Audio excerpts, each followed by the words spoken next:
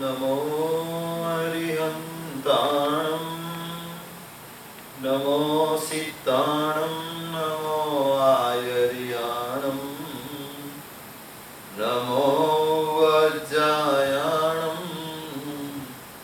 नमो लोये सवसाहुणम् ईशो पञ्चनमुकारो सवपावपणासनो मङ्गलाणं च सवेसिं परमं हवै मङ्गलम् मङ्गलं भगवान् वीरो मङ्गलं गौतम प्रभो मङ्गलं स्थूलिभद्राद्या जैन धर्मोऽस्तु मङ्गलम् ओंकारबिन्दु संयुक्तं नित्यं ध्यायन्ति योगिनः कामदं मोक्षदं चैव ओंकाराय नमो नमः अज्ञानं तिमिरान्धानं ज्ञानाञ्जनशलाकया नेत्रमुन्मीलितं येन तस्मै श्री गुरवे नमः।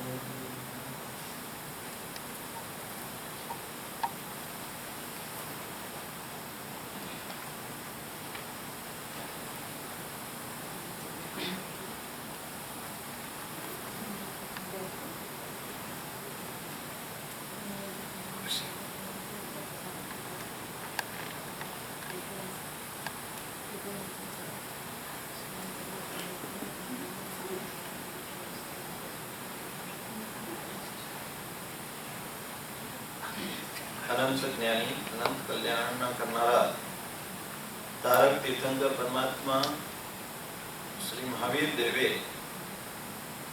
जगत जीवोना कल्याण माटे आ जैन शासननी स्थापना करी समग्र विश्वने मोक्षनो मार्ग बताव्यो अने ए मोक्षमां जवा माटेनो मार्ग कयो बताव्यो छे? આપણે બધાને ખબર છે મોક્ષમાં જવાનો માર્ગ શું?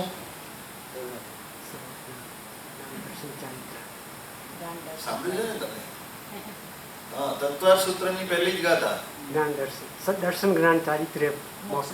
હા, સમ્યક દર્શન જ્ઞાન ચારિત્રાણી મોક્ષ માર્ગ. સમ્યક દર્શન, સમ્યક જ્ઞાન અને સમ્યક ચારિત્ર આ ત્રણ સિવાય મોક્ષનો માર્ગ જ નથી. સમ્યક દર્શન, જ્ઞાન અને ચારિત્રની આરાધનાથી જ મોક્ષ થવાનું છે. એના સિવાય બીજો કોઈ ઉપાય જ નથી મોક્ષમાં જવા માટે. શાસ્ત્રકારો કહે છે મોક્ષ આપણો ડેસ્ટિનેશન છે, આપણો ગોલ છે, આપણું ઘર મોક્ષમાં છે, આપણો સ્વભાવ મોક્ષમાં છે. મોક્ષને જ પ્રાપ્ત કરવાનું છે. મોક્ષ એટલે શું?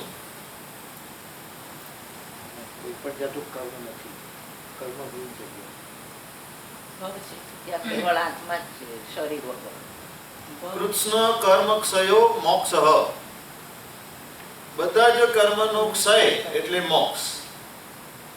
એટલે મોક્ષ કઈ જઈને આવવાની જગ્યા નથી, ત્યાં જઈને પાછા આવી શકાય. અહીંયા કે છે આત્માનો સ્વભાવ કેવો છે? પરમ આનંદમય અને શુદ્ધ ચેતનમય આ આત્મા છે. એનું સ્થાન ઉપર જ છે. જેમ લાકડો હોય ને, લાકડાને પાણીમાં નાખીએ તો લાકડાનો સ્વભાવ શું છે? ઉપર તરવાનું. હંમેશા એ ઉપર જ તરશે એના સ્વભાવ પ્રમાણે. લાકડાને જો માટીથી લેપવામાં આવે તો એ ડૂબી જશે, પણ જેમ જેમ પાછી માટી ઓગળતી જશે અને લાકડો પોતાનો ઓરિજિનલ સ્વભાવમાં આવશે તેમ તેમ એ ઉપર આવતો આવતો આખરે એના સ્વભાવ પ્રમાણે એ ફ્લોટ થવા લાગશે. એવી રીતે આત્માનો મૂળભૂત સ્વભાવ શું છે? 14 રાજલોકની ઉપર ફ્લોટ થવાનું, એટલે કે મોક્ષ નગરની અંદર વસવાનું. કર્મના લેપના કારણે સંસારની અંદર છે. કર્મના લેપ જેમ જેમ ઓછા થતા જાય તેમ તેમ આત્મા સદગતિથી પરમ ગતિ તરફ પ્રયાણ કરતો રહે છે.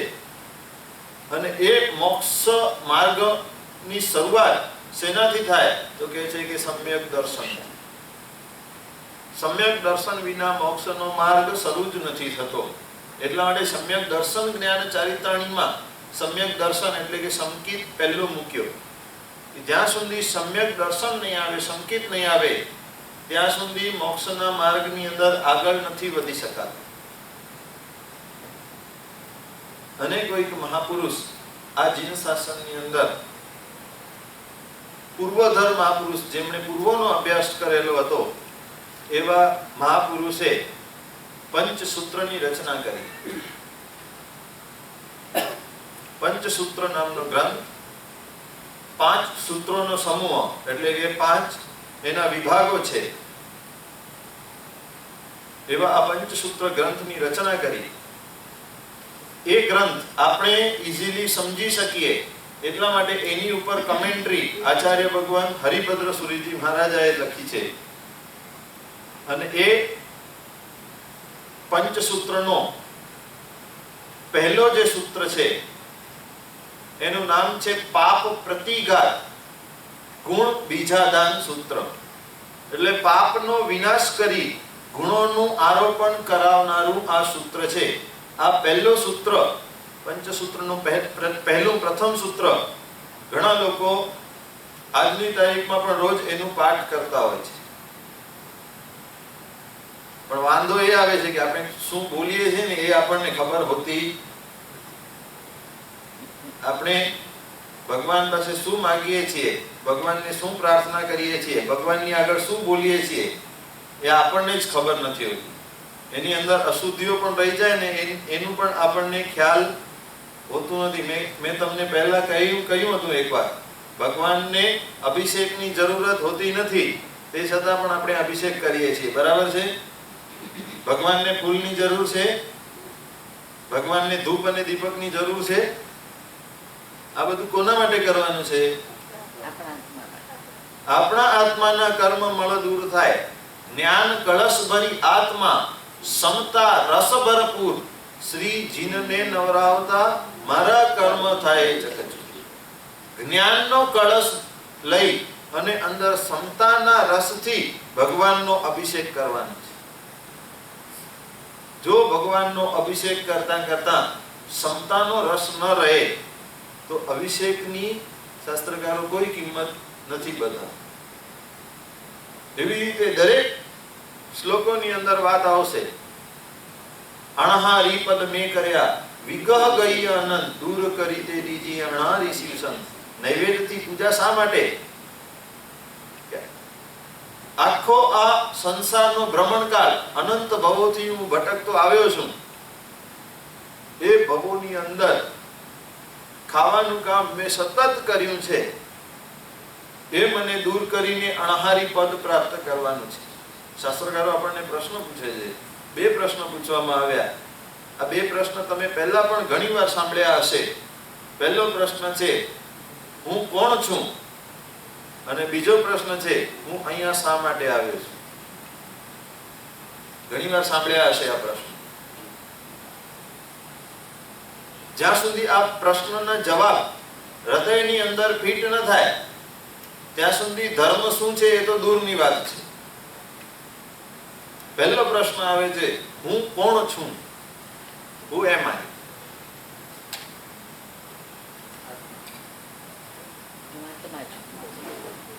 ખાલી બોલવાની વાત નથી, ખાલી મોઢે કરેલું જે હોય એ બોલવાનું નથી. પોપટ પાટની જેમ થશે. પછી બિલાડીને શીખવાડી રાખેલું, પોપટને શીખવાડી રાખેલું, બિલ્લી આયે તો ઉડ જાનેગા. એને ગોખી લીધું હતું. પોપટ બરાબર બોલતો પણ હતો, બિલ્લી આયે તો ઉડ જાના, બિલ્લી આયે તો ઉડ જાના. પણ વાસ્તવિકતામાં જ્યારે બિલાડી આવી ત્યારે એને ઉડવાનું કામ નહીં કર્યું, ખાલી બિલ્લી આયે તો ઉડ જાના, બિલ્લી આયે તો ઉડ જાના બોલતો રહ્યો.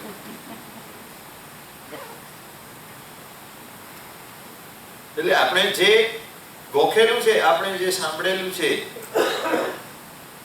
આપણે જે શાસ્ત્રો જેટલું પણ ભણ્યા છીએ એ જ્ઞાન હૃદયસ્થ થવું જોઈએ.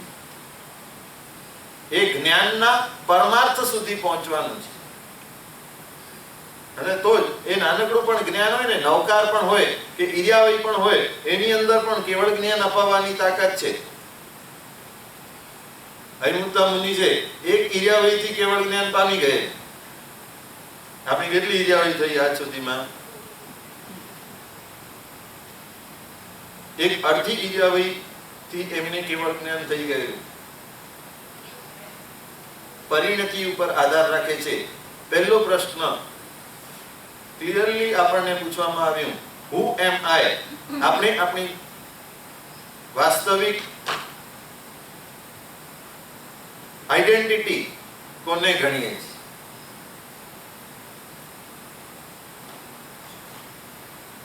શાસ્ત્રકારો કહે છે શાશ્વત એવી આઈડેન્ટિટી મારા આત્મા તરીકેની છે. હું આત્મ સ્વરૂપી શુદ્ધ ચૈતન્ય છું.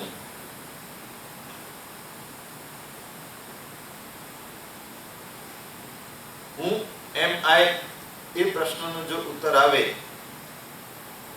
તમને થશે હું આ શરીર છું. આજે આપણી દોડ જે દિશાની અંદર છે ને, આખું જીવન કોના માટે દોડી રહ્યા છીએ? આત્મા માટે કે શરીર માટે? શરીર એ હું છું. આખું જીવન જે સુખ મેળવવા માટે દોડી રહ્યા છું. શાસ્ત્રકારો કહે છે, આચાર્ય સૂત્રની અંદર સુધર્મ સ્વામીજી મહારાજા કહે છે, અટ્ટે લોહે આખું જગત આર્ત છે, આખું જગત દુખી છે, આખું જગત પીડિત છે. અટ્ટે લોહે, અટ્ટે એટલે આર્ત, આખો જગત પીડિત છે. સુધર્મ સ્વામીએ કહી દીધું, આખું જગત પીડિત છે. કોઈ ડિગ્રી માટે દોડતો હોય, ડિગ્રી ન મળે તો પીડાતો હોય. કોઈ પૈસા માટે, કોઈ ધંધા માટે, કોઈ નોકરી માટે, કોઈ છોકરી માટે. પણ શાસ્ત્રકારો કે બધા જ પીડિત છે. એટલું જ નહીં, ખાલી માનવો જ નહીં, બીજા પણ જનાવરો, બીજા પણ પ્રાણીઓ બધા જ પીડિત છે. અને બધાની દિશા કઈ તરફની છે? મારે એ પીડાથી મુક્ત થવું છે, મારે સુખ પામવું છે, મને સુખી થવું છે. બધાની ઈચ્છા એ હોય કે ન હોય? એ કીડીની પણ ઈચ્છા એ હોય કે હું સુખી થાઉં. આપણી પણ ઈચ્છા એ છે કે આપણે સુખી થઈએ. સુખી થવા માટે જો બધા જ દોડતા હોય, બધાનો રસ્તા તો એક હોવા જોઈએ. કારણ કે સુખ ક્યાં છે?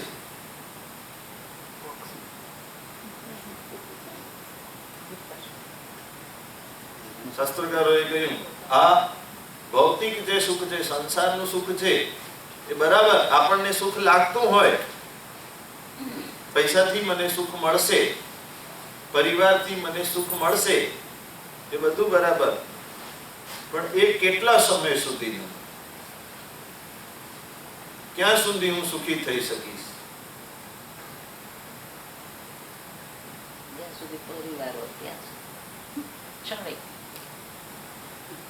ક્ષણિકમ. કાં એ સુખ આપણને છોડીને ચાલ્યું જશે, કાં આપણે એ સુખને છોડીને ચાલ્યા જશું. બે ઓપ્શન છે. માટે આ માનવ ભાવની અંદર મેં કહ્યું, માસુયઃ જાગ્યપે પલાચ્ય મમ્મિકિલ વિષમિહ તિની જણા અણુલગ્ગા રોગો જરા અમચુ. આ મનુષ્ય ભાવની અંદર શાસ્ત્રકારો કહે છે કે માસુયઃ જાગ્યપે, આ મનુષ્ય ભાવ સુવા માટેનું નથી, ઊંઘવા માટેનું નથી. હે જીવ, તું જાગી જા. અને એનાથી આગળ વધીને કહ્યું, તું જાગ નહીં પણ ભાગ. પલાસ્યવમિકિલ વિસ્મય, તું કેમ આરામ કરી રહ્યો છે? તને તો ભાગવાનું છે. આ મનુષ્ય ભાવની અંદર ભાગતા રહેવાનું છે. સમય કેટલો છે આપણી પાસે? જેના 50 થયા હોય એના બીજા 50 ની ગેરંટી, 60 વાળાની 40 ની ગેરંટી.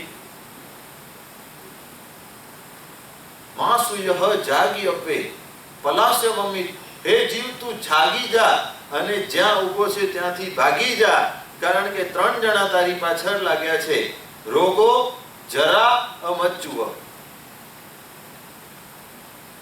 રોગ, વૃદ્ધાવસ્થા અને મૃત્યુ, આ 3 જણ સતત તારી પાછળ લાગેલા જ છે. તને ભાગવાનું એટલા માટે છે કારણ કે એ 3 માંથી એક તો તને ઓછામાં ઓછો પકડી જ લેવાનું છે. ગમે તેટલા ભાગીએ, આ 3 માંથી કોઈ એક તો આપણને પકડી જ લેવાનો છે. પુણ્ય હશે તો રોગ નહીં પકડી શકે, નિરોગી શરીર મળશે, પણ વૃદ્ધાવસ્થા તો આવવાની જ છે ને. ઓલ્ડ એજ આવશે કે નહીં? રોકી શકીશું આપણે એને? આપણે થઈએ છીએ, ઓલ્ડ થઈએ છીએ કે નહીં? જૂના થઈએ છીએ કે નવા? તમને કોઈ એજ પૂછે તો તમે શું કહો? સો એન્ડ સો યર્સ. ઓલ્ડ કે ન્યુ? ક્યારથી ઓલ્ડ થયા? જન્મ્યા ત્યારથી જૂના થવાની પ્રક્રિયા ચાલુ જ છે. રોગો, જરા, વૃદ્ધાવસ્થા આવવાની છે. વૃદ્ધાવસ્થાની અંદર પણ એકદમ બરાબર રીતે ઓલ સેટ છે, કાંઈ પણ તકલીફ નથી, બધું બરાબર ચાલે છે, આખું જીવન સરખી રીતે પસાર થાય છે, તો પણ છેલ્લો ત્રીજું મચ્યુવ એટલે કે મૃત્યુ તો ગમે તેટલું ભાગીએ, ગમે તેટલા પ્રયત્ન કરીએ, 3 માંથી એક અવશ્ય પકડી લેવાનું. માટે ભાગવાનું કહે છે. જેટલું આ ભાવની અંદર કવર કરવાનું છે એટલું બીજા કોઈ ભાવની અંદર નથી થઈ શકતું. માટે જ સાચું સુખ જે પામવાનું છે એ આ ભાવની અંદર મળી શકશે. કારણ કે સાચું સુખ ક્યારે મળે? આજે આ આચાર્ય સૂત્રની અંદર કહ્યું, અટેલો એ આખું જગત દુખી છે, પણ બધાના પ્રયત્ન સુખ તરફના છે. એ સુખ શેમાં? મોબાઈલમાં સુખ છે. નવો મોબાઈલ હોય તો સુખ અપાવે કે દુઃખ અપાવે?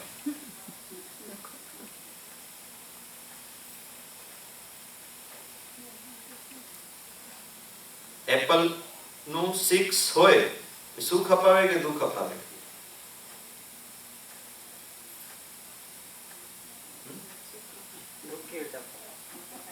દુઃખ કેવી રીતે અપાવે? તમે જ મને કહો, કેવી રીતે દુઃખ અપાવે?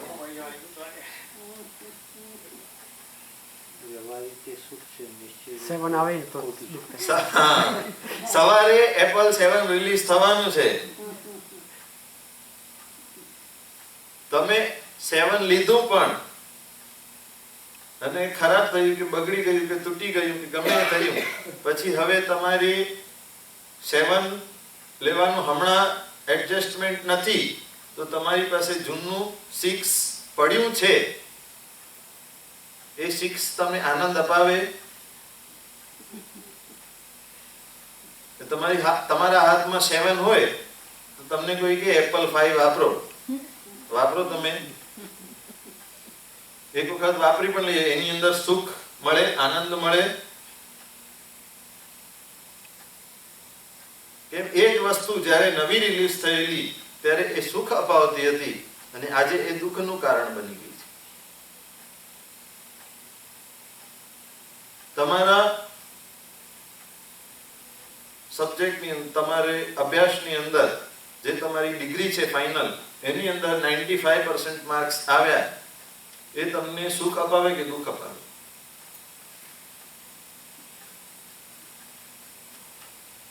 95% માર્ક્સ તમને સુખ અપાવે કે દુઃખ અપાવે? બોલો.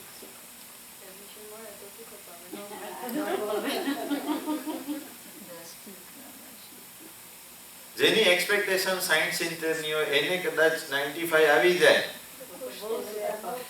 બહુ જ સુખ અપાવે, આનંદ ની અંદર નાચી ઉઠે. તમારી જો એક્સપેક્ટેશન 96 કે 97 ની હોય અને 95 આવે તો 95 તો એ કોમન જ છે ને, 95% તો ન્યુટ્રલ છે. એ 95% ની એવી ભાવના નથી કે હું આ વ્યક્તિને સુખ અપાવું, આ વ્યક્તિને દુઃખ અપાવું.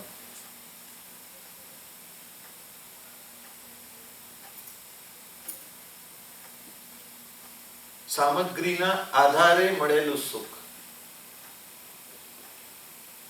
અને શાશ્વત સુખ બંનેની અંદર આ જ ફરક છે. આ સુખ પર વસ્તુના આધારે મળેલું છે, બીજી વસ્તુના સહારે આ સુખ લીધેલું છે અને એના કારણે એક ક્ષણિક છે. પૂતગલના સહારે મેળવેલું સુખ એક ક્ષણિક રહેવાનું માટે ઓલા શાસ્ત્રકાર કહે છે અટેલો આખું જગત દુઃખી છે. તો એમણે બે રીઝન બતાવ્યા. કાં તો સુખ શું છે એ ખબર નથી અને કાં તો સુખી કોને કરવું છે એ ખબર. આખું જગત દુઃખી છે એની પાછળ બે રીઝન છે. કાં તો સુખ શું છે એ આપણને ખબર નથી, એટલે કે સાચું સુખ શું છે, વાસ્તવિક આનંદ, શાશ્વત સુખ શું છે એ આપણને ખબર નથી, અને કાં તો સુખી કોને કરવું છે એ આપણને ખબર.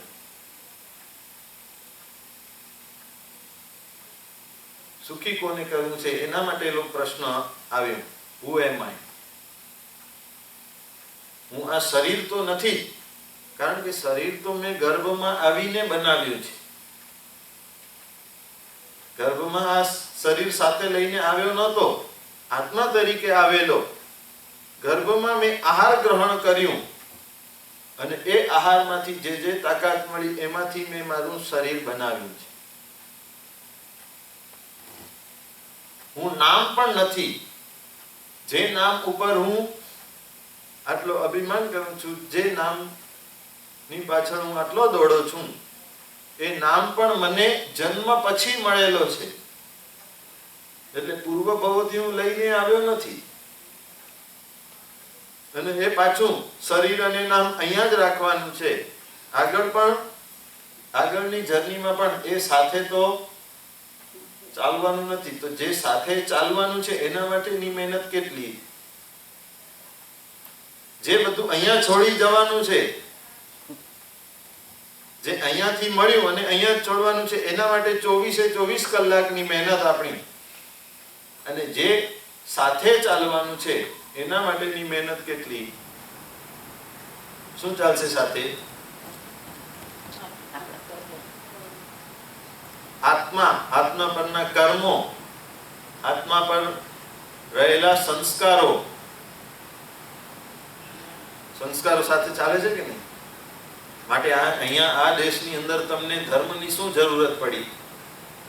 આટલા મોટા ધર્મ સ્થાનો ને બધું ભગવાન વસાવવાની શું જરૂર પડી અહીંયા?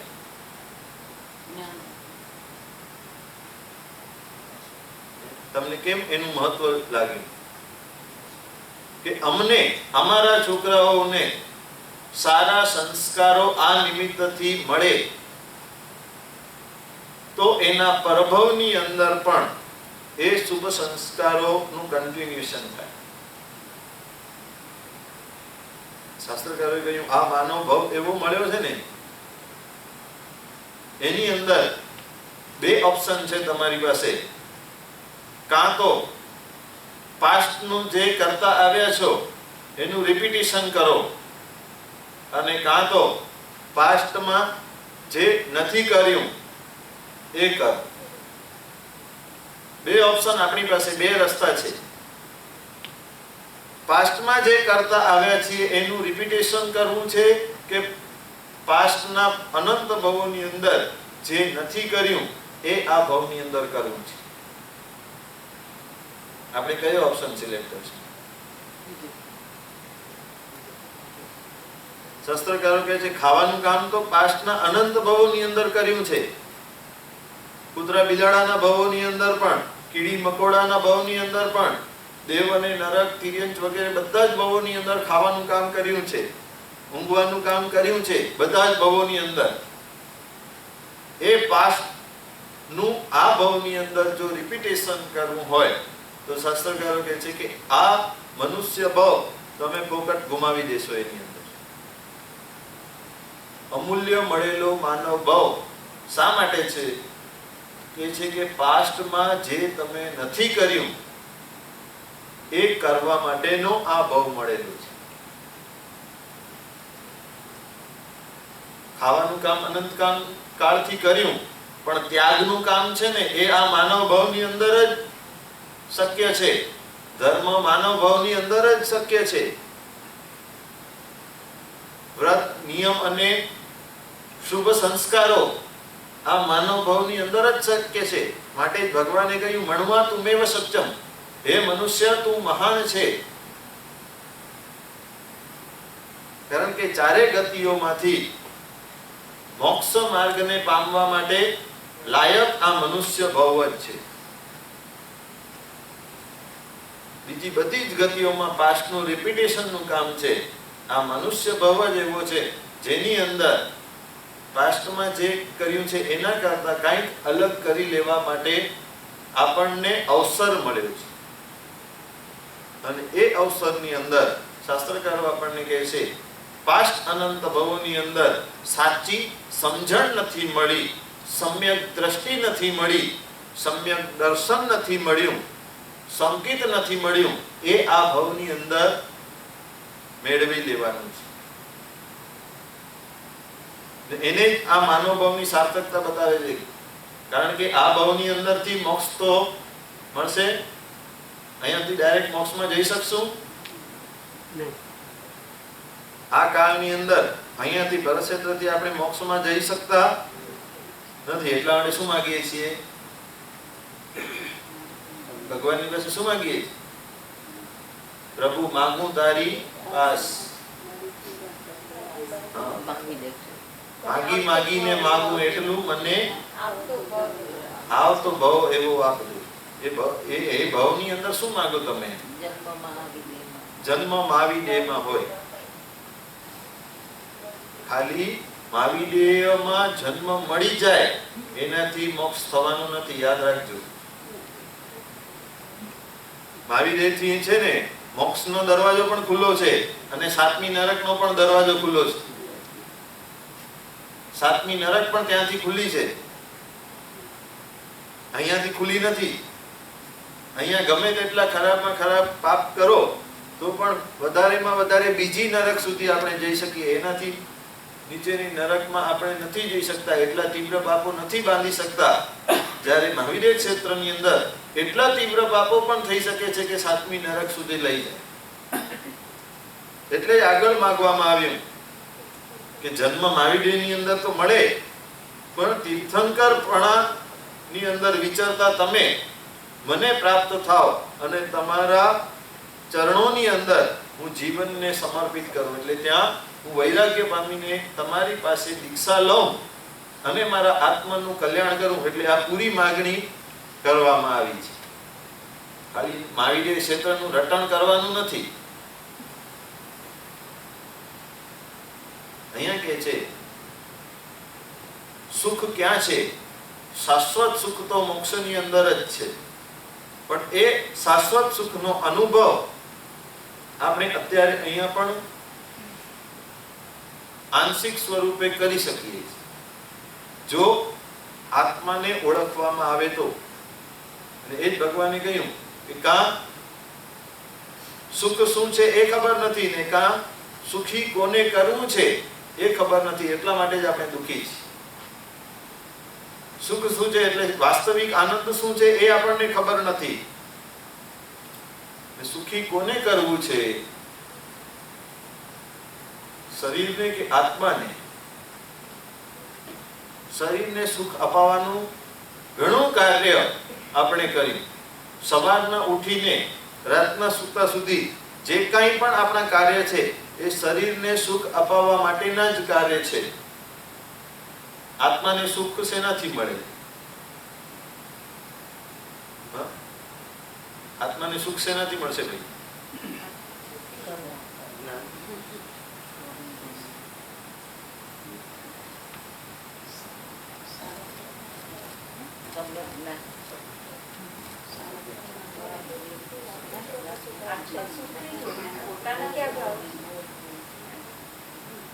આત્માની અંદર અનંત સુખ રહેલું જ છે, ખાલી એ સુખને પ્રગટ કરવાની વાત છે. આત્મા તો અનંત જ્ઞાની, અનંત દર્શની, બધું જ આત્માની અંદર રહેલું છે, પણ એનો ઉગાડ કેટલા અંશે થાય છે એ મહત્વનું છે. સાચી સમજણ જો આવે, સમ્યક દર્શન આવે, તો દુઃખની પરિસ્થિતિની અંદર પણ આત્મા સુખ પામી શકે છે. શ્રેણીક મહારાજા હતા ને, એના છોકરાએ એમને કેવો હેરાન કર્યો હતો કે પાછલી અવસ્થાની અંદર કાલકોટડીમાં નાખી દીધું, ખાવાનું પીવાનું કાંઈ નહીં, કાલકોટડીથી બહાર નહીં આવવાનું, અને રોજના 100 હંટરો પડે, 100 હંટરના ફટકા પડે. પણ એવી પરિસ્થિતિની અંદર પણ શ્રેણીક મહારાજા સુખી છે, આનંદની અંદર છે. એનું કારણ શું?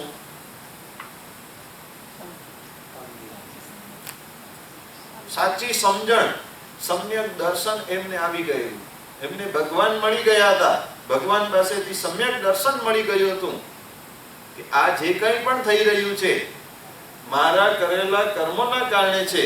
એની અંદર હવે મારે દુઃખી થઈને કઈ અર્થ નથી. દુઃખ આવ્યું છે એ મારા કરેલા કર્મોના કારણે છે. હવે એની અંદર વધારે આર્તધ્યાન અને રૌદ્ર ધ્યાન કરવાનું કઈ અર્થ નથી. આ સમજણ કોણ આપશે? સમ્યક દર્શન આપશે, સાચી સમજણ આપશે. અને એ સમજણ આવી જાય, સાચું દર્શન, સાચું બોધ થાય, પછી ધર્મ માર્ગની શરૂઆત. એટલે પહેલા સમજણ મહત્વની છે. ધર્મ તો ગમે તેટલું કરીએ, વર્ષોના વર્ષો સુધી સામાયિકો કરશું, સામાયિક પાછળ રહસ્ય શું છે? સામાયિક થી મેળવવાનું શું છે? સામાયિક શા માટે કરીએ ભૈયા?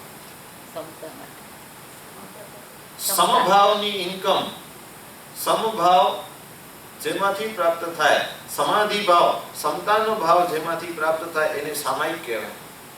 એ જ જો સમજણ નહીં આવે તો કરેલા આટલા બધા સામાયિકો પણ કહે છે કે એકડા વગરના મીંડા જેવા. મીંડા ગમે તેટલા મૂકો, આગળ સમ્યક દર્શન એટલે સાચી સમજણનો એકડો જ્યાં સુધી નહીં આવે, આ બધા મીંડાઓની કાંઈ જ વેલ્યુ.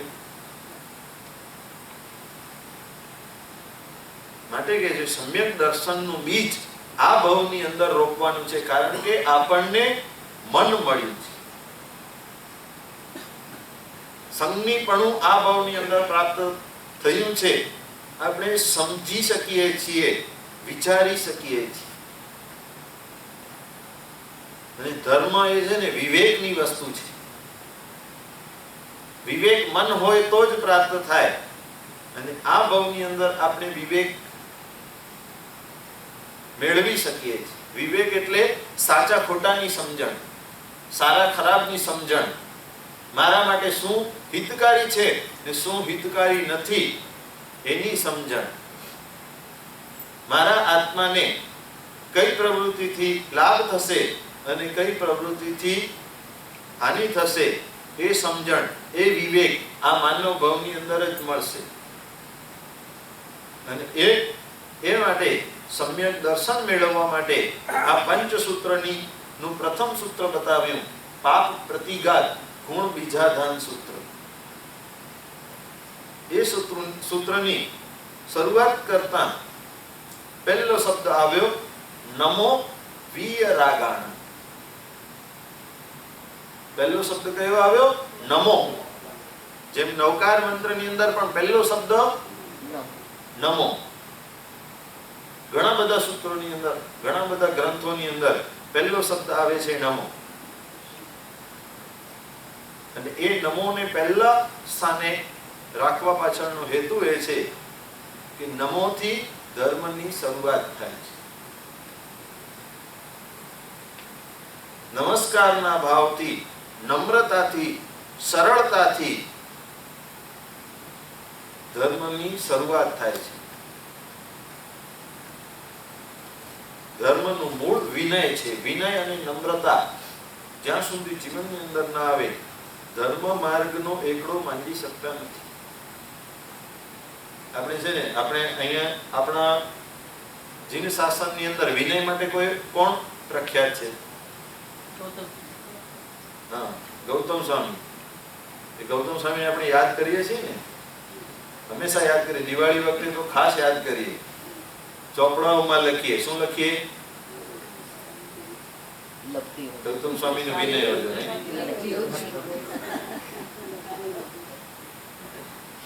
ગૌતમ સ્વામી ની લબ્ધિઓ.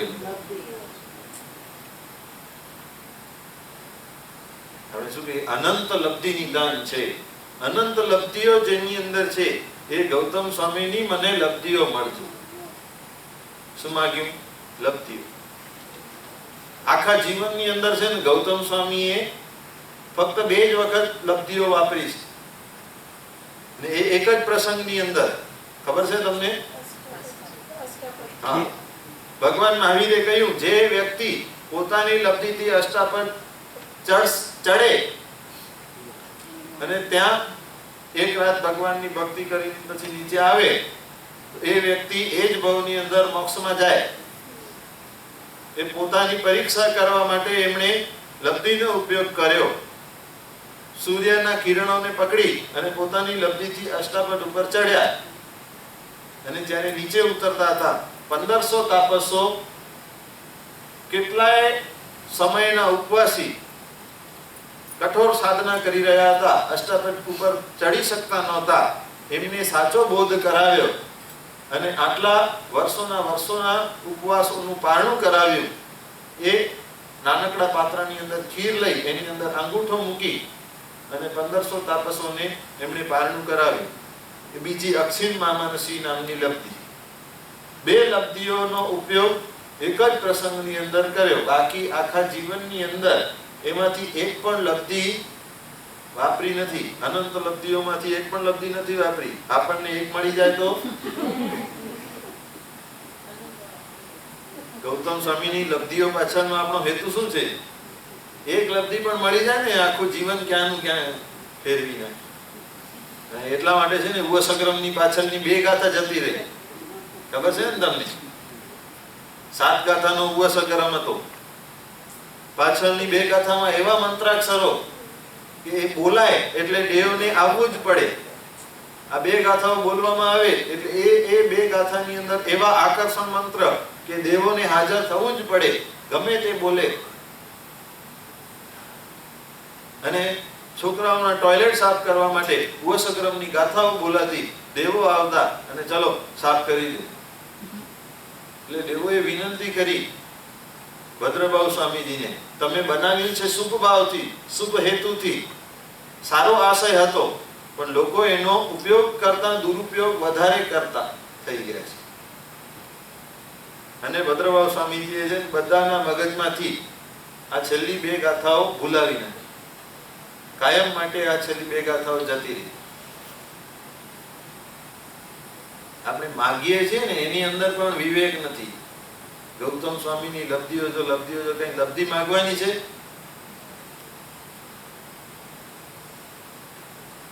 ગૌતમ સ્વામીનો વિનય માંગવાનો છે.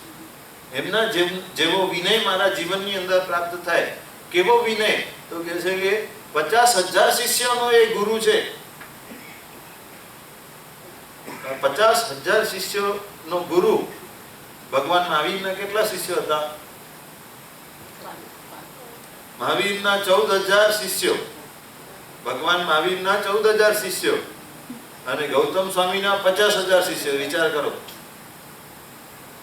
મહાવીર સ્વામીના 14,000 શિષ્યોમાંથી ખાલી 700 શિષ્યોને કેવળ જ્ઞાન થયું હતું. અને ગૌતમ સ્વામીના 50,000 શિષ્યો બધાને કેવળ. તે છતાં એમને પોતાને હજી કેવળ જ્ઞાન, પણ વિનય એવો, એક શ્રાવકની પણ માફી માંગવાનું ભગવાન કહે.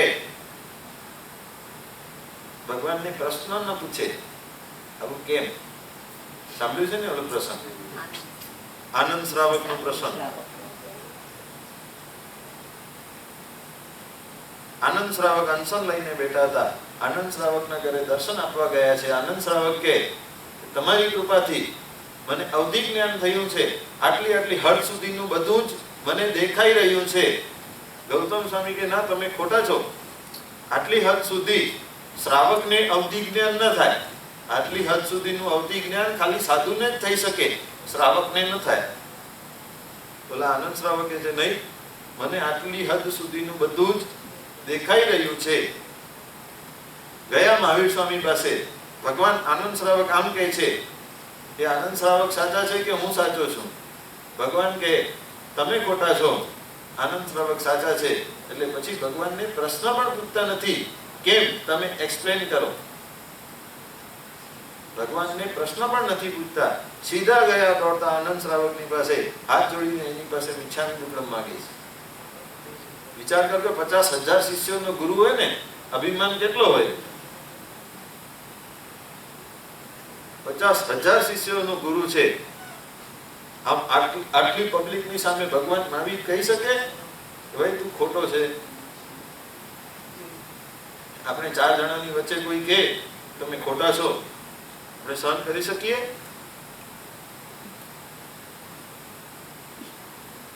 12 પર્ષદા આખું સંવત્સરણ બેઠેલું હતું. 12 પર્ષદા આટલી પબ્લિકની વચ્ચે ભગવાન કહે છે ગૌતમ સ્વામી આ પ્રસંગની અંદર તમે ખોટા છો. સામે પ્રશ્ન પણ કરતા નથી.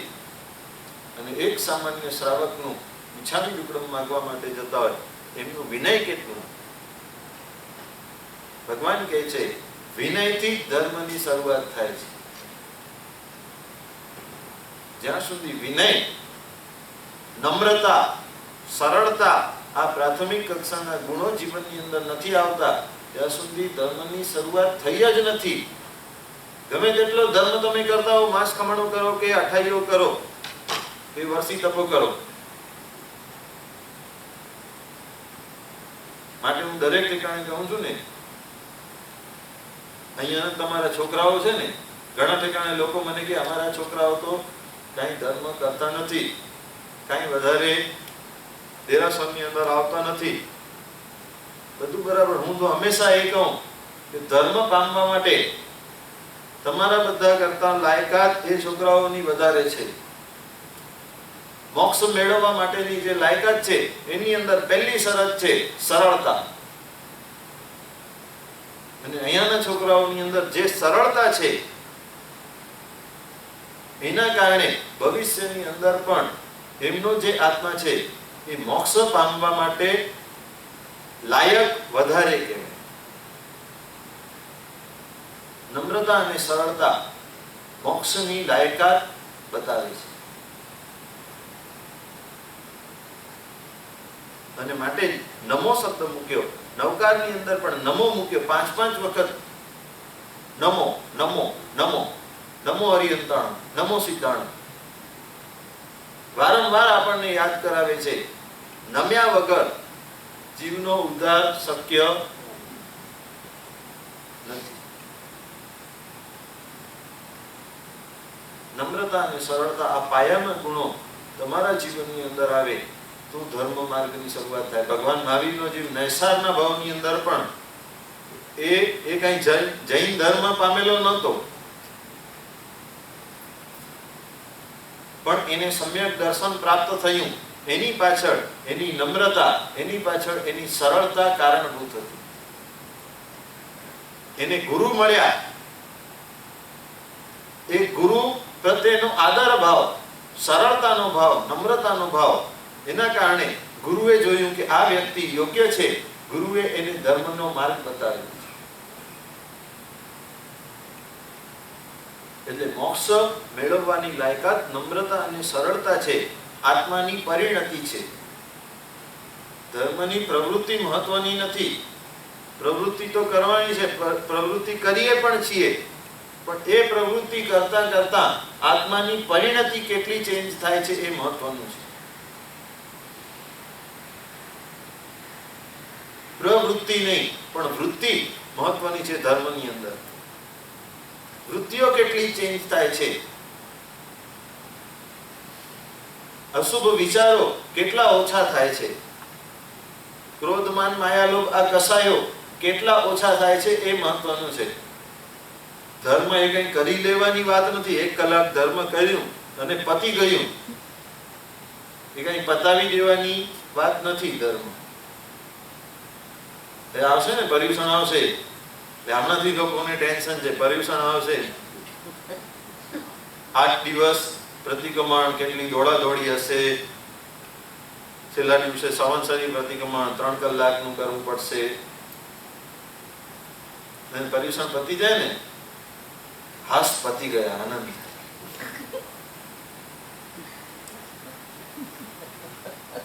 છૂટા થયા. છઠ પારણાના દિવસે જેટલો સંવત્સરીના દિવસે આનંદ ન હોય એટલો છઠ પારણાના દિવસે બધાના મનની અંદર આનંદ હોય. ધર્મ એ બંધનરૂપ લાગે છે. ધર્મ કરવામાં થાક લાગે છે. લાગે છે કે નહીં? 3 કલાકના પ્રતિક્રમણની અંદર થાક લાગે કે 3 કલાકના પિક્ચરની અંદર થાક લાગે?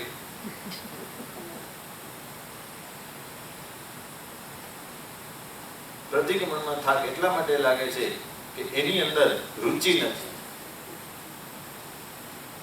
જે વસ્તુની અંદર રુચિ હોય એની અંદર થાક ન લાગે. ધર્મની અંદર રુચિ નથી, કારણ કે ધર્મની સાચી સમજણ નથી. 3 કલાકનું પ્રતિક્રમણ કરો, એના સૂત્રો જે છે એ સૂત્રની પાછળ તમે રહસ્ય સાંભળો, સૂત્રોના મહત્વ સાંભળો, સૂત્રોના અર્થો તમે વિચાર કરો તો જરા પણ કંટાળો નહીં આવે. ભગવાનની સામે ઈર્યાવઈ ખાલી બોલશો ને, એ ઈર્યાવઈ પાછળનો પણ ભાવાર્થ અને અર્થ તમે પાકો કરેલો હશે તો એ ઈર્યાવઈની અંદર પણ શુભ ભાવોની અંદર તમે રહી શકશો.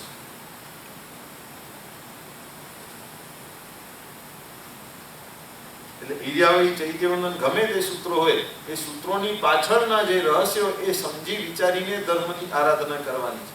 બધા જ સૂત્રો પાછળ કંઈક ને કંઈક આપણા આત્માના કલ્યાણ માટેનું રહેલું છે. અહીંયા કહે છે બધી વાત બરાબર, બધું જ ધર્મ કરશું, પણ જ્યાં સુધી નમવાનું નહીં આવે ત્યાં સુધી ધર્મનો એકડો હજી આપણે માંડ્યો. માટે ઓલી વાત આવે ને, પર્યુષણના છેલ્લા દિવસે કોને કેવળ જ્ઞાન થયેલું? સંવત્સરીના દિવસે કોને કેવળ જ્ઞાન થયેલું? બધાને વાર્તા ખબર છે.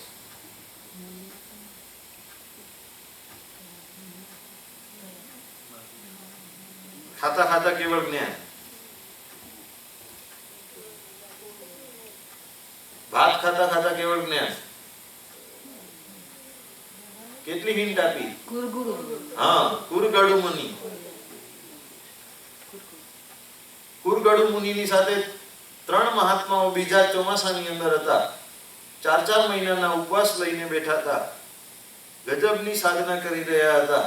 અને આ કુરગડુ મુનિ એક દિવસ પણ ખાધા વગર ન રહી શકે. શરીરની તકલીફ જ એવી હતી કે ભાત તો ઓછામાં ઓછા ખાવા માટે જોઈએ જ, અને આદત એવી પડી ગયેલી કે ગળો ભરીને ભાત લઈ આવે, બીજી કાંઈ વસ્તુઓ ન લે પણ ભાત જોઈએ, ભાત ખાઈ અને આખો દિવસ પસાર કરે. પર્યુષણ આવ્યા, પર્યુષણમાં પણ કઈ તપસ્યા નથી થતી. પર્યુષણ પૂરા થવા આવ્યા, પર્યુષણના છેલ્લા દિવસે એ મુનિ ભાતનો ગળો લઈને વહોરવા માટે નીકળી પડ્યા. સાથેના 3 મુનિઓ એમનો તિરસ્કાર કરે છે કે કેવો આ ખાવદરો છે કે સંવત્સરીનો દિવસ છે, પર્યુષણના 7 દિવસ તો એને કઈ નહીં કર્યું, આજે આટલો મોટો દિવસ છે એમાં પણ એ એક દિવસ ભાત ખાધા વગર નથી રહી શકતો. ગળો લઈને આ મુનિ નીકળ્યા છે આખો ઘડો ભરીને ભાત વહોરીને લાવ્યા અને સાધુઓનો આચાર હોય પોતાના વડીલને એ બતાવે, વડીલ એની અંદર દ્રષ્ટિ નાખે અને પછી એ આહાર ગ્રહણ કરે. એ મુનિઓની પાસે ગયા છે, હા હું ભાત લઈ આવ્યો છું, મને આજ્ઞા આપો કે હું આ ભાત વાપરું. અને ત્યારે આ 3 મુનિવરોએ શું કર્યું? એ ભાતના ગળાની અંદર થૂક્યા છે. પણ એ થૂકને પણ એમણે ઘી સમજી અને એને આહાર તરીકે સ્વીકાર કરી એ આરોગી ગયા. પણ મનની અંદર ભાવોની પરિણતિ કેવી?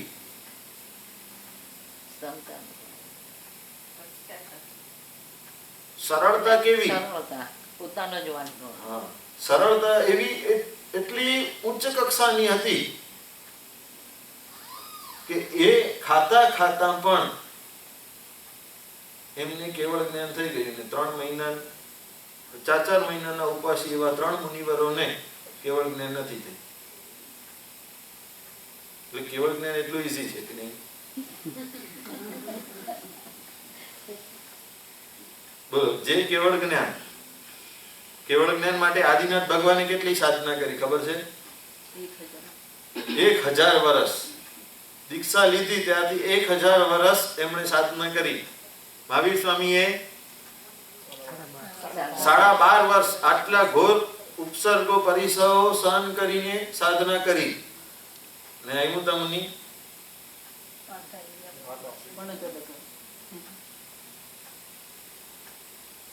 પાત્રની હોળી થી રમતા રમતા અને પછી 1 ઇરિયાવયની અંદર કેવળ જ્ઞાન મળી. કેવળ જ્ઞાન સહેલું છે કે હાર્ડ છે?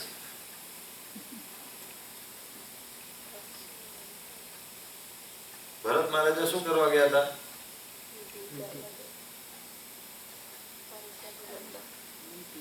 ક્યાં થયું એમને મેકઅપ?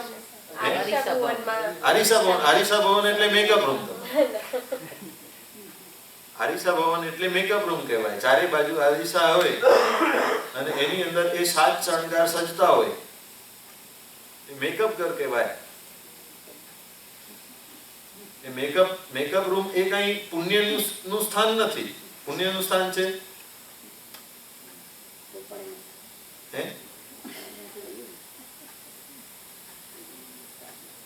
પૃથ્વી ચંદ્ર ગુણસાગર ની વાત આવે છે.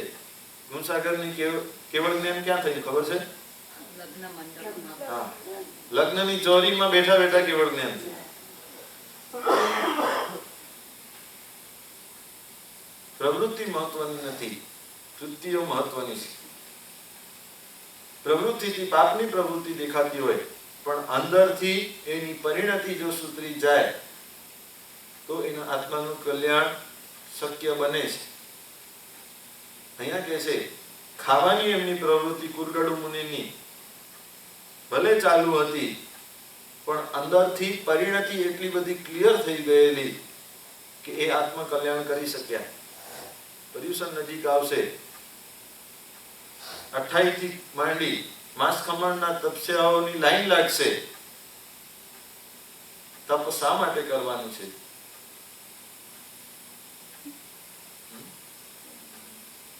તપસ્યા કરીએ છીએ ને આપણે, કોના માટે કરીએ છીએ ખબર છે? તપસ્યા નિર્જરા છે. આપણા કર્મોની નિર્જરા માટે તપ કરવાનું છે, દેખાદેખીથી નહીં. ભાઈ આટલા જણા અઠાઈઓ કરીએ છીએ તો હું પણ સાથે જોડાઈ જાઉં. આજે તો વિવેક જરા પણ રહ્યો નથી. પર્યુષણ પૂરા થાય ને એટલે પછી જે પાર્ટીઓ શરૂ થાય, અઠાઈઓ કરે, અઠાઈઓની જે સાંજીઓ એ સાંજીઓ હોટેલોની અંદર, એ હોટેલોની અંદર પણ સાંજીનો ટાઈમ પૂછો તો રાતના સનસેટ પછી. હા, એટલે ત્યારે ભગવાન કહે છે કે આવી અઠાઈઓ કરવાની જરૂર પણ નથી. તપ પણ વિવેકપૂર્વક કરવાનું છે. ધર્મ આરાધના પણ વિવેકપૂર્વક કરવાની છે. વિવેક એટલે સાચું સાચું ખોટું, સારું ખરાબ સમજી વિચારીને ધર્મ આરાધના કરવાની છે. અહીંયા ભગવાન કહે છે ધર્મ બધું જ થતું રહેશે, પણ પહેલા જ્યાં સુધી નમોનો ભાવ, નમસ્કારનો ભાવ નહીં આવે ત્યાં સુધી ધર્મની શરૂઆત જ નથી.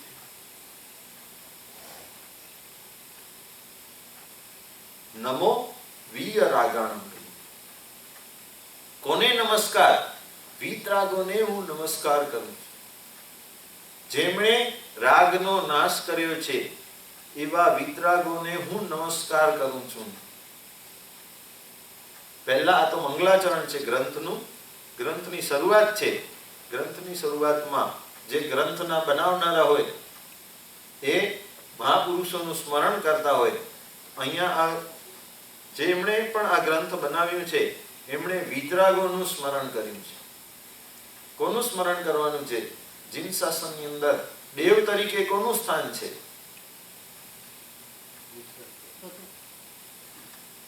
ભગવાન કેવા, મારા દેવ કેવા? વીતરાગ, જેમણે રાગનો નાશ કરેલો છે. રાગ અને દ્વેષની જોડી હંમેશા સાથે હોય, પણ અહીંયા વિત દ્વેષ નહીં પણ વીતરાગ બતાવે.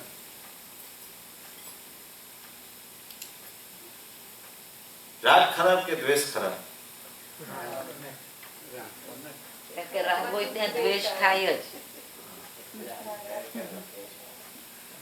આમ તો બંને ખરાબ છે, પણ બંનેની અંદર રાગ વધારે ખરાબ છે, કારણ કે જ્યાં રાગ જ ન હોય ત્યાં દ્વેષ આવતો જ નથી.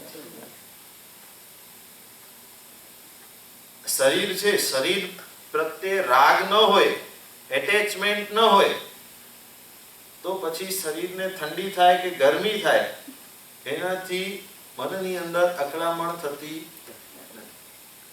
શરીર પરનો એટેચમેન્ટ, શરીર પરનો રાગ, એના કારણે પ્રતિકૂળ પરિસ્થિતિની અંદર આપણને દ્વેષનો ભાવ આવે છે. રાગ એવો શત્રુ છે. દ્વેષ આપણે કરીએ ને, ગુસ્સો કરીએ તો આપણા મોઢા ઉપર દેખાઈ જાય, પણ રાગ કરીએ મોઢા ઉપર દેખાય છે? એટેચમેન્ટ એ મોઢા ઉપર દેખાતું નથી. જેમ જેમ ઉંમર વધતી જાય તેમ તેમ દ્વેષ ઢીલો પડતો જાય, ગુસ્સો કરવાની શક્તિ ઓછી થતી જાય, પણ રાગ કરવાની શક્તિ જીવનના અંત સમય સુધી પણ રાગ એવો ને એવો તાજો રહે છે. પહેલો રાગ આ શરીર પ્રત્યેનો જ રાગ થી શરૂઆત થઈ. શરીર પ્રત્યેનું જ એટેચમેન્ટ, એનાથી જ શરૂઆત થઈ. શરીરથી માંડી આખા સંસાર પ્રત્યેનો રાગ. સંસાર ગમે છે, સંસારનું સુખ ગમે છે, એ રાગ. ભગવાનની પાસે ભગવાન મોક્ષ આપો, મોક્ષ આપો. બહાર જઈને સંસાર ગમતું હોય પછી આપણે છે ને બે કોન્ટ્રાડિક્ટરી, બે ઓપોઝિટ વસ્તુઓ એક સાથે માંગી લે. ઘણા તો જન ભગવાનની પાસે પણ સંસાર જ માંગતા. મને સુખ મળે, મને પૈસા મળે, મને શાંતિ મળે. શાંતિ આપવાના છે ભગવાન? સુખ આપવાના છે? ભગવાન શું આપશે? ભગવાનની પૂજા શા માટે? ભગવાનના દર્શન શા માટે કરીએ? શું આપે છે ભગવાન? શું આપે છે?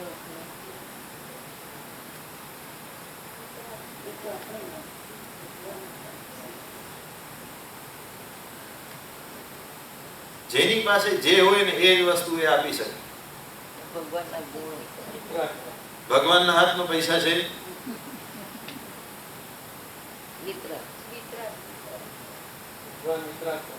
ભગવાન વિતરાગ છે તો વિતરાગતા જ આપણને આપી શકશે.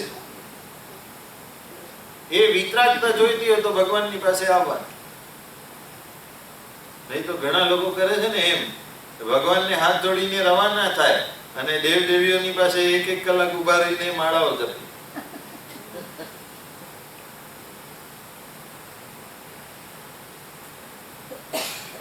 ભગવાન એ વિતરાગ છે. વિતરાગતા સિવાય આપણને કંઈ નહીં આપી શકે, પણ વિતરાગતા એ જ સર્વસ્વ છે. વિતરાગતા એક વખત પ્રાપ્ત થઈ જાય, આ ભગવાન ભગવાન કેમ બન્યા?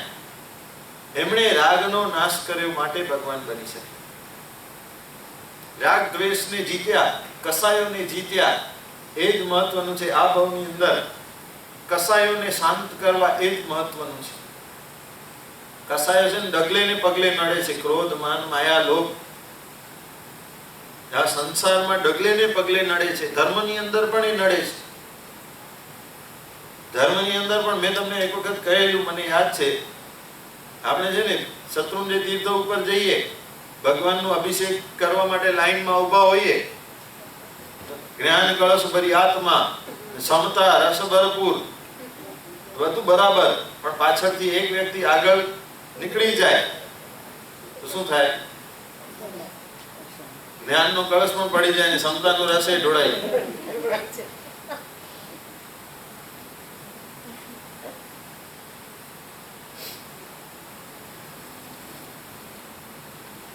કારણ કે વિવેક નથી. કસાયો ધર્મ સ્થાનોની અંદર પણ નડી રહ્યા છે. માયા ધર્મ સ્થાનોમાં પણ નડવાની છે. જેમ જેમ ઘણા લોકો હોય, ભાવના ચાલતી હોય ને એ ભાવનાની અંદર ચામર લઈને આપણે નૃત્ય કરતા હોઈએ ને, ભગવાનની સામે ચામર લઈને નૃત્ય કરતા હોઈએ, કેવા સુંદર મજાના ભાવો બધા લોકો જુએ છે, એટલે એકદમ ભાવપૂર્વક નાચતા હોય. પછી ભગવાનને તમે 2 જણા એકલા હો તો, આખા ડેરાસરમાં ત્રીજો કોઈ ન હોય જોવા વાળો, તો કેવી રીતે ચામર વીંજી જાવ? આમને આમ ચામર ફેરવીને મૂકી દઈ. ભગવાન કહે છે તો માયા છે. ધર્મના સ્થાનોની અંદર પણ માયા.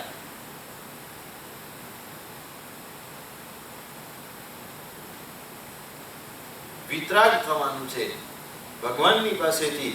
વિતરાગતા, અરિહંતના ધ્યાને અરિહંત બની જશું. જીનની ભક્તિ કરતા કરતા જીન બની જશો. ભગવાનની ભક્તિ શા માટે કરવાની છે? ભગવાન બનવા માટે.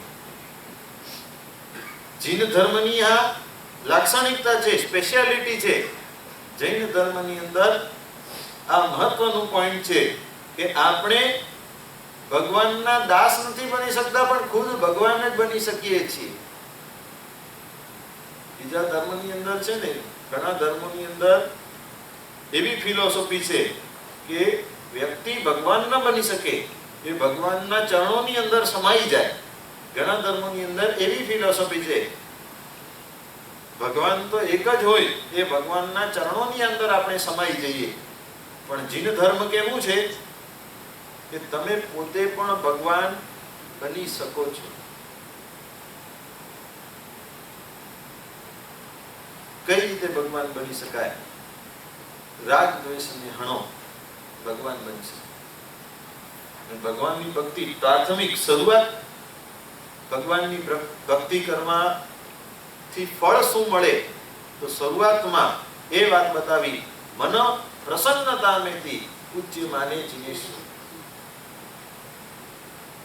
ભગવાનના દર્શન તમે કરવા આવો, ભગવાનની પૂજા કરો, અને પૂજા કર્યા બાદ આખો દિવસ તમારો પ્રસન્નતામાં જાય, મનની અંદર પ્રસન્નતા હોય, તો સમજી લેવાનું કે મેં બરાબર પૂજા કરી છે.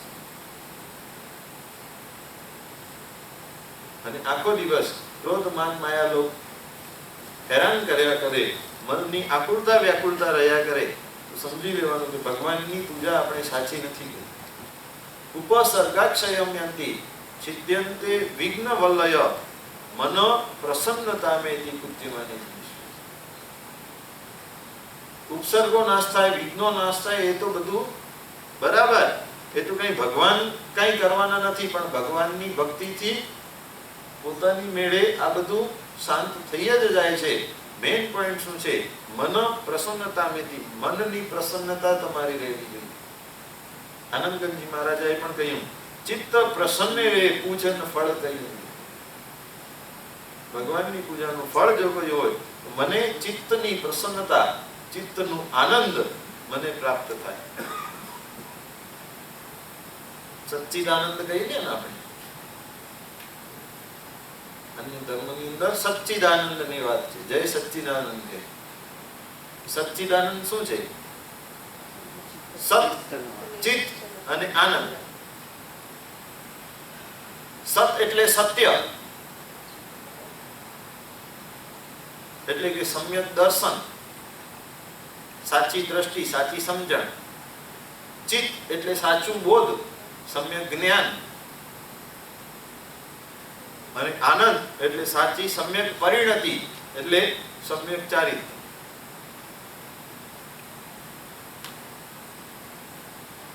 ભગવાનના દર્શનથી મનમાં આનંદ થાય, મન પ્રસન્ન થાય, અને એ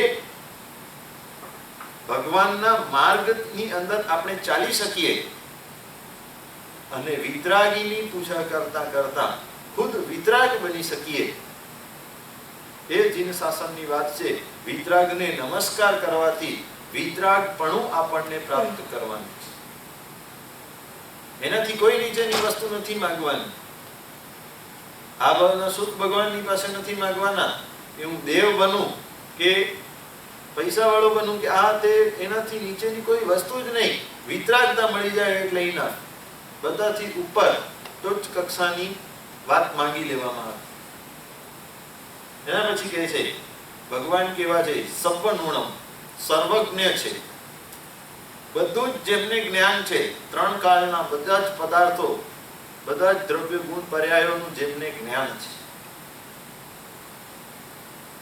જે વસ્તુઓ જગતની અંદર છે એ બધી જ વસ્તુઓનું પરમાર્થ ભગવાન જાણે છે. એ વસ્તુઓના ત્રણેય કાળના ભાવો ભગવાન જાણે છે.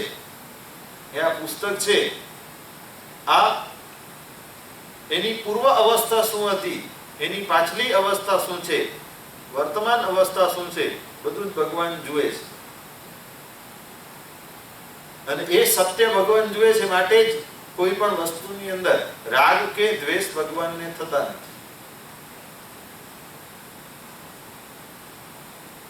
આપણને સત્ય બરાબર દેખાતું નથી ને એટલે રાગ દ્વેષ થાય.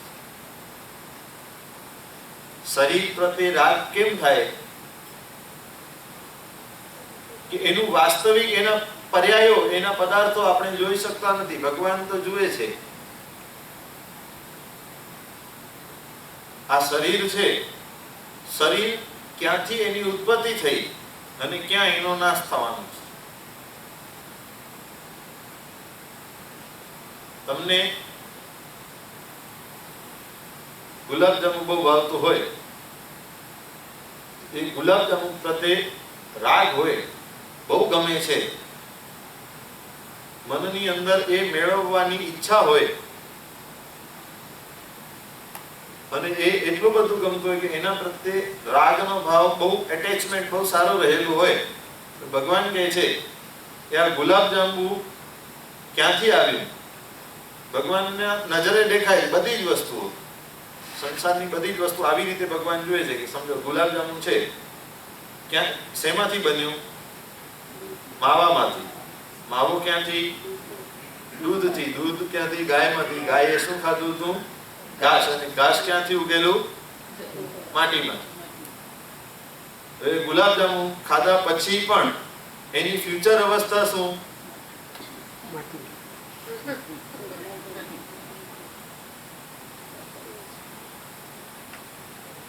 એ વિસ્તારની અંદર જઈને માટીની અંદર જ મળવાની છે. એટલે ભગવાન આ ત્રણેય કાળના પદાર્થો જુએ છે, તો પછી ભગવાનને રાગ દ્વેષ થવાનો સવાલ જ નથી. કે જેને બધી જ વસ્તુઓની અંદર માટી જ દેખાતી હોય, પછી એને રાગ દ્વેષ થવાનો કઈ પ્રશ્ન જ ન હોય. ભગવાન કેવા છે? સર્વજ્ઞ છે, બધું જ જ્ઞાન છે, બધું જ જુએ છે, બધું જાણે છે, અને તેથી ભગવાન સર્વજ્ઞ છે. માટે ભગવાનની વાતો આપણે સ્વીકારીએ છીએ, કારણ કે ભગવાનની પાસે અસત્ય બોલવાનું કોઈ કારણ જ નથી. કાં રાગ હોય, કાં દ્વેષ હોય, કાં મોહ હોય, તો અસત્ય બોલવાનું એ કારણ બને છે. પણ ભગવાનને તો કોઈ કર્મ નડેલા જ નથી, કોઈનાથી કાંઈ છુપાવવાની વાત નથી, કોઈના પ્રત્યે રાગ નથી, ભગવાનને પોતાના સ્થાપેલા શાસન પ્રત્યે પણ રાગ નથી. પેલા ઇન્દ્ર મહારાજાએ કહ્યું કે તમે તમારું આયુષ્ય છે ને એક ક્ષણ માટે તમે વધારી દો, ભસ્મ ગ્રહ જે છે તમારી નજરની સામેથી નીકળી જાય તો તમારું આ જીન શાસન છે ને વૃદ્ધિને પામશે, અને એક ક્ષણ પહેલા તમારી મૃત્યુ થઈ જશે તો આ જીન શાસનની અંદર વાંધો આવી જશે. તમારા ગયા પછી આ શાસન ડાઉન ડાઉન ડાઉન ડાઉન થતું જશે. ભગવાન કહે છે વાંધો નહીં, અનંત તીર્થંકરો પણ ભેળા થાય તો પણ કુદરત વિરુદ્ધનું કાંઈ પણ કાર્ય ન કરી શકે. અનંત તીર્થંકરો પણ સાથે મળે તો પણ પોતાના મૃત્યુનો સમય એક ક્ષણ માટે પણ આગળ પાછળ ન કરી શકે. ભગવાન કહે છે મને મારા શાસન પ્રત્યે પણ રાગ નથી. મેં આ શાસનની સ્થાપના કરી છે, જેટલા સમય એ ચાલે તેટલો સમય મને આ શાસન પ્રત્યે રાગનો ભાવ નથી. ભગવાનને પોતાના દેવદૃશ્ય વસ્ત્ર પ્રત્યે પણ હતો રાગનો ભાવ. એકમાત્ર વસ્ત્ર મળેલું, બ્રાહ્મણે માંગ્યું, તરત જ આપી દીધું.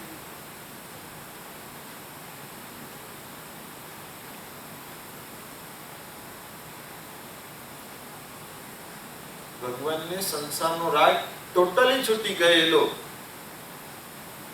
આપણે અહીંયાથી ઇન્ડિયા જવું હોય કેટલી તૈયારી કરી, કેટલી બેગો ભરી. ભગવાન એવા 4-5 વસ્ત્રો તો લઈને નીકળ્યા હોત ને. ભગવાનને ખબર છે આટલા વર્ષો સાધના કરવાની છે, 4-5 વસ્ત્ર હોય તો. અને સંસારી અવસ્થાની અંદર 30 વર્ષ સુધી એક મચ્છર પણ કરડ્યો નથી ભગવાનને. એટલા રાજશાહી સુખની અંદર છે, એક મચ્છર પણ હેરાન કરવા આવતો નથી. અને જે દિવસથી સંયમ લઈને નીકળ્યા એ જ દિવસથી ઉપસર્ગોની શરૂઆત. 12.5 વર્ષ સુધી કઠોરમાં કઠોર ઉપસર્ગો સહન કર્યા. સર્વજ્ઞ હતા ત્યારે એમને કેવળ જ્ઞાન નહોતું થયું, પણ ભગવાનને ખબર હતી કે જે કંઈ પણ થઈ રહ્યું છે મારા કરેલા કર્મનું ફળ છે. પૂર્વ અવસ્થા, પાછલી અવસ્થા બધું જ ભગવાન જુએ છે. માટે રાગ કે દ્વેષનો ભાવ ભગવાનને રહેતો નથી. એના પછી કહે છે ભગવાન કેવા છે? તેલુક ગુરુણમ, 3 લોકના ગુરુ છે. કેવા ભગવાનને અમે નમસ્કાર કરીએ? 3 લોકના જેવો ગુરુ છે. ગુરુનો અર્થ શું? અજ્ઞાનનો અંધકાર જે નાશ કરે એને ગુરુ કહેવાય. અજ્ઞાનમ તિમિરાંધાનમ જ્ઞાનાંજન શલાકયા. ત્રણેય જગતના જીવો ઉપર એવી કરુણા કરે, એવું એમનું અજ્ઞાન જે હોય એ દૂર કરે કે સાચા સુખનો માર્ગ એમને બતાડે છે ભગવાન. દેવો હોય કે નરકના જીવો હોય, બધા ઉપર ભગવાનની કૃપા, ભગવાનની કરુણા એક સરખી છે. ભગવાનની કરુણામાં 84 લાખ જીવાયોનીના બધા જ જીવો સમાઈ જાય. એક પણ જીવ ભગવાનની કરુણાથી બહાર રહેતો નથી. એક પણ જીવ પ્રત્યે ભગવાનને દુર્ભાવ કે એવો અશુભ ભાવ રહેતો નથી કે ભાઈ આ જૈન નથી તો આને આઉટ કરું, ખાલી જૈનોને હું ધર્મ આપું, એવું ભગવાને ક્યાં જૈન શબ્દ વાપર્યું જ નથી. આ તો છે ને જૈન આપણે બની ગયા. જૈન ધર્મ આપણને ગર્ભથી મળી ગયું, જન્મથી મળી ગયું. વાસ્તવમાં કહેવાય છે મહાવીર તારા માર્ગથી અમે લાખો યોજન દૂર. જૈન જન્મથી છીએ, પણ શ્રાવકપણું આપણે કહેવાઈએ છીએ ભગવાનના શ્રાવક શ્રાવિકાઓ. શ્રાવક શ્રાવિકાપણું આપણે પ્રાપ્ત હજી સુધી કર્યું નથી. ભગવાન કે સમ્યક દર્શનમાં આવે શ્રાવકના વ્રતો અંગીકાર ન કરે ત્યાં સુધી શ્રાવક પણ છે જ નહીં. સાધુ ભગવંત માટે મહાવ્રત બતાવ્યા અને શ્રાવક જીવન માટે અણુવ્રત બતાવ્યા. અણુવ્રત અને શ્રાવકના 12 વ્રતો. એ 12 વ્રતમાંથી કોઈ પણ એક પણ નાનકડું વ્રત જો સ્વીકારવામાં આવે તો ભગવાનના શ્રાવક તરીકે સ્થાન આપણને પ્રાપ્ત થઈ શકે. એમ નથી કહેતા ભગવાન 24 કલાક અહીંયા બેસીને ધર્મ કરો, બધું જ પચકાણ લઈ લો, એમ નહીં કે.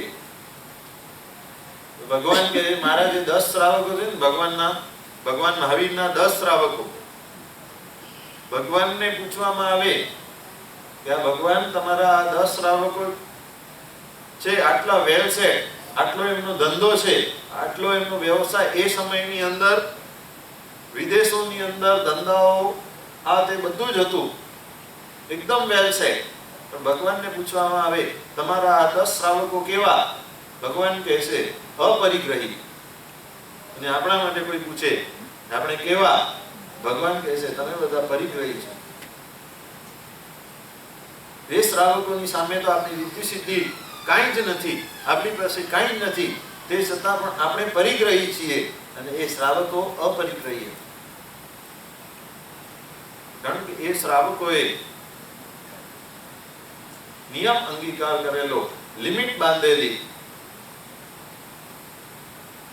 ભગવાન કહે તમારે નિયમ બાંધવો હોય તો હું નથી કહેતો કે પૈસા ન કમાઓ. ભગવાન ક્યારે પણ પૈસા ન કમાવાની વાત નહીં કરે. ભગવાન કહેશે તમે એક લિમિટ બાંધો. તમને લાગે છે કે આ જીવનની અંદર આ આખું મારું જીવન $1 બિલિયન ની અંદર થઈ જશે, આ જીવનનો નિર્વાહ $1 બિલિયન થી મારો થઈ જશે, એટલી તમે લિમિટ બાંધો. તમને લાગતું હોય કે મારા સ્ટેટસ પ્રમાણે, મારી લાઈફસ્ટાઈલ પ્રમાણે $10 બિલિયન જોઈએ છે, તો $10 બિલિયન ની બાઉન્ડ્રી રાખો. તમને લાગે છે એના કરતા વધારે જોઈશે તો તમારા મનના ભાવ પ્રમાણે જેટલી લિમિટ, જેટલી બાઉન્ડ્રી બાંધવી હોય ભગવાને છૂટ આપી. પણ જ્યાં સુધી એ બાઉન્ડ્રી આપણે બાંધતા નથી, એ લિમિટ બાંધતા નથી, ત્યાં સુધી ભગવાન કહે છે આપણે પરિગ્રહી છીએ. અને લિમિટ બાંધી એટલે અપરિગ્રહી છે. અહીંયા કહે છે ભગવાન 3 લોકના ગુરુ છે, 3 લોકને વાસ્તવિક જ્ઞાન આપે છે, વાસ્તવિક સુખનો માર્ગ બતાવે છે. તેથી તેલુક ગુરુનમ છે, 3 લોકના ગુરુ છે. દેવોને પણ ભગવાન બોધપાઠ આપે છે. ભગવાન મહાવીર છે ને આખા જીવનની અંદર 3 વખત ઇન્દ્રને બોધ આપ્યું. ખ્યાલ છે કોઈને? 3 વખત ઇન્દ્રને બોધ આપ્યો હતો. ઇન્દ્રને કંઈક નવું સમજાવ્યું હતું ભગવાન. કયા 3 પ્રસંગો હતા?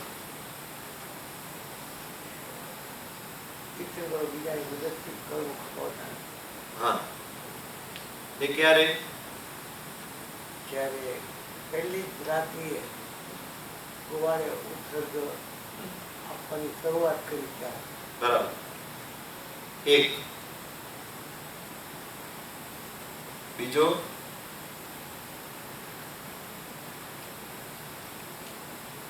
ઇન્દ્ર જ્યારે એમને હેલ્પ માટે આવે છે, પેલો ઉપસર્ગ બહુ આપતો. હા, એ જ વાત આવી. ભગવાને દીક્ષા લીધી, પહેલી જ રાત્રિએ ગોવાળિયાએ ઉત્સર્ગ કર્યું અને ઇન્દ્ર બચાવવા માટે આવ્યો. ઇન્દ્ર કહે ભગવાન તમને 12.5 વર્ષ સુધી આવા કઠોર પરિસહ આવવાના છે, ઘોર ઉપસર્ગ થવાના છે, હું તમારી સેવામાં હાજર રહું છું. ત્યારે ભગવાન એને બોધ આપે છે કે આત્મકલ્યાણ પોતાની સ્વલબ્ધિથી જ થઈ શકે છે, કોઈની સહાયતાથી થતું નથી. મારા કરેલા કર્મ છે, હું પોતાની મેળે કપાવીશ, સહાયની મને જરૂર નથી. આ 1 વખતનો બોધપાઠ. હજી 2 પ્રસંગો. એક તો હમણાં હું કહી ગયો થોડી વાર પહેલા. બીજો છેલ્લે આયુષ્ય માટે. હા,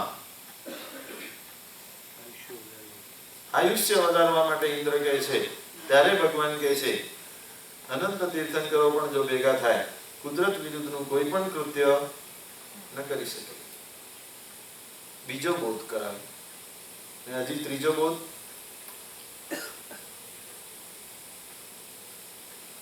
સંગમ સંગમદેવને ભગવાને ઉપદેશ કઈ નથી આપ્યો. ભગવાને શબ્દ કઈ નથી કહ્યા.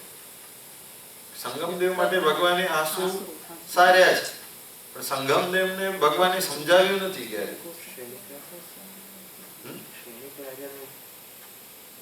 દેવોને બોલ. હા, પહેલી જ રાત્રિએ, જન્મ પછી પહેલી રાત્રિએ ઇન્દ્ર મહારાજા ભગવાનનો અભિષેક કરવા માટે ભેગા થયા. આખો ડેવલપ ભેગું થયેલું છે. અને ઇન્દ્ર મહારાજાના મનની અંદર શંકા થઈ, આજનો જન્મેલો બાળક આટલું બધું ઠંડુ જળ કેવી રીતે સહન કરી શકશે? અને ત્યારે ભગવાને ખાલી એનો પોતાના બળનો અંશ ઇન્દ્ર મહારાજાને બતાવ્યું કે તીર્થંકરોની શક્તિ અતુલ્ય હોય છે. તીર્થંકરોની શક્તિમાં શંકાને કોઈ સ્થાન નથી. ભલે તાજો જન્મેલો બાળક હોય, કારણ કે ઇન્દ્રને શંકા થઈ. એ શંકા થાય ને, શંકા 48 મિનિટથી વધુ રહી જાય, એક અંતર્મુહૂર્તથી વધુ, તો એ મિથ્યાત્વની અંદર ચાલે પરિણામ. ઇન્દ્ર હંમેશા સમ્યક્ત્વી હોય. ઇન્દ્ર મહારાજાની પાસે સમ્યક દર્શન હોય. ભગવાનની ખબર છે કે આ ઇન્દ્ર મહારાજાને શંકા થઈ, હવે મારું અભિષેક ને બધું કરશે, એમાં તો 48 મિનિટ તો આમ નીકળી જશે. એના મનની અંદર જો શંકા રહી જશે તો એ મિથ્યાત્વી થઈ જશે. એટલે તરત ને તરત ભગવાને આ બતાવ્યું કે જેનાથી ઇન્દ્રની શંકાનું તરત જ નિવારણ થઈ જાય. એટલે 3 વખત જીવનની અંદર ઇન્દ્રને પણ બોધ આપ્યું, તિર્યંચોને પણ ભગવાને બોધ આપ્યું. ભગવાન મહાવીર માટે તો એમ કહેવાય છે, ભગવાને એક હાથ પણ હલાવ્યું હોય ને તો એની પાછળ પણ રહસ્ય હોય. જ્યાં હાથ હલાવવા જેવું હોય ત્યાં જ હલાવે, જ્યાં એક શબ્દ બોલવા જેવું હોય ત્યાં જ બોલે, જ્યાં ન બોલવા જેવું હોય ત્યાં એક શબ્દ પણ બોલે નહીં. કેટલા જીવનની અંદર રહસ્ય છે. આ ગોવાળીઓ એટલું હેરાન કર્યું, સંગમદેવે આટલા હેરાન કર્યા, ભગવાને એમના માટે એક શબ્દ પણ કાઢ્યું નહીં. ગોવાળિયાને સમજાવવા બેઠા નહીં. સંગમદેવને પણ ભગવાન કઈ બોલત તો એ સમજી તો શકતો હતો કે નહીં? એ તો દેવ અને મનુષ્ય હતા. દેવો અને મનુષ્ય, આટલા દેવો અને આટલા મનુષ્યોએ ઉપસર્ગ કર્યા, કોઈને સમજાવવા માટે ભગવાને શબ્દ નથી કાઢ્યો. અને ઓલા તિર્યંચને સમજાવવા માટે ભગવાને કહ્યું, હે પૂજ્ય, હે ચંડકોશિયા, તું બોધ પામ, પૂજ્ય ચંડકોશિયા. કેમ? ભગવાનની ખબર છે, હું કલાકોના કલાકો પણ આ લોકોની પાછળ વેસ્ટ કરીશ ને તો પણ આ લોકો એમાંથી કાંઈ પામવાના નથી. એટલે નકામું એની અંદર પોતાના શબ્દો ભગવાન વેસ્ટ કરતા નથી. ભગવાનને ખબર છે આ તિર્યંચ છે, ગમે તેટલો ક્રોધી છે, ગમે તેટલો ખરાબમાં ખરાબ પરિણામ વાળો છે, ખાલી મારા 2 શબ્દ મળશે એનાથી એનું કલ્યાણ થઈ જશે, એની દુર્ગતિ સુધરી જશે ને એ સદગતિમાં ચાલ્યો જશે. એટલે એના માટે ભગવાને 2 શબ્દ કાઢ્યા. ભગવાન હંમેશા પ્રવૃત્તિ કેવી કરે? વિવેકપૂર્ણ પ્રવૃત્તિ કરે. વગર ફોકટનો એક શબ્દ પણ બોલ. ભગવાનનું જીવન એવો છે, જીવનની અંદર વિનય અને વિવેક વણાયેલા છે સાથે. ભગવાને બધું કરીને પછી આપણને સમજાવ્યું છે. મા બાપનો વિનય છે ને, ભગવાન આપણને સમજાવે છે. જય વીરા સૂત્રની અંદર કહેવામાં આવ્યું, ગુરુજન પૂજા, ગુરુજનોની પૂજા, સુહ ગુરુ જોગો. 2 વાત આવી. સુહ ગુરુ જોગો એટલે સદગુરુનો યોગ, એટલે પંચ મહાવ્રતધારી જે ગુરુ ભગવંતોનો યોગ મને પ્રાપ્ત થાય એ. પણ ગુરુજન પૂજાની અંદર મા બાપની પૂજાની વાત આવી. જેમણે મારા સંસારની શરૂઆત કરાવી છે, સંસાર શું છે મને કાંઈ જ ખબર નથી, એની શરૂઆત મારા મા બાપે કરાવી છે, એમનો વિનય સાચવવો એ મારું પરમ ધર્મ છે. અને ભગવાને પોતાના જીવનની અંદર આ ધર્મ એપ્લાય કરેલું છે. ભગવાનના મા બાપ આવે ને, ભગવાન ઊભા થઈ જાય. મા બાપ બેસે પછી ભગવાન બેસે. આવો વિનય તીર્થંકર પણ સાચવે છે. જે ગર્ભથી 3 જ્ઞાનના ધણી છે, મતિ, શ્રુત અને અવધિ જ્ઞાન, જેમને ગર્ભથી છે, એમના મા બાપને પણ એટલું જ્ઞાન નથી, તે છતાં પણ મા બાપનો વિનય સાચવે છે ભગવાન. એટલે જે કંઈ પણ વાત આવશે ભગવાને પોતાના આચરણની અંદર ઉતારીને પછી આપણને સમજાવે. તિર્યંચોને પણ ભગવાને ઉપદેશ આપ્યા. અનંત તિર્યંચો પણ ભગવાનની વાણીથી તરી ગયા છે. અહીંયા કે છે 3 લોકના ગુરુ, 3 લોકમાં બધા જ જીવોને મોક્ષનો માર્ગ બતાવનારા, સાચા સુખનો માર્ગ બતાવે છે. માટે 3 લોકના એ ભગવાન ગુરુ છે. અરિહંતાણમ, ભગવાન કેવા છે? અરિહંત છે. હરિ એટલે શત્રુ, અંત એટલે હણનાર. શત્રુઓનો જેમણે નાશ કર્યો છે, આંતર શત્રુઓ ઉપર જેમણે વિજય મેળવ્યો છે, ક્રોધ, માન, માયા, લોભ રૂપ કસાયો અને રાગ અને દ્વેષ, એટલે ક્રોધ, માન, માયા, લોભ, રાગ અને દ્વેષ, આ 6 શત્રુઓ, ષડ રીપુ જેને કહેવાય, એ ષડ રીપુ ઉપર વિજય જેમણે પ્રાપ્ત કર્યો છે, એવા અરિહંત પરમાત્મા છે. અરિહંત ભગવાનનું ધ્યાન આપણે કરીએ છીએ, નમો અરિહંતાણમ બોલીએ છીએ, પણ અરિહંતનું સ્વરૂપ શું, અરિહંતના ગુણો શું, ભગવાનના ગુણો શા માટે ગાઈએ? એ ગુણો આપણા જીવનની અંદર આવે છે એટલા માટે. અરિહંત ભગવાનના ગુણ કેટલા આવે? 12 ગુણ. 12 ગુણ કયા કયા?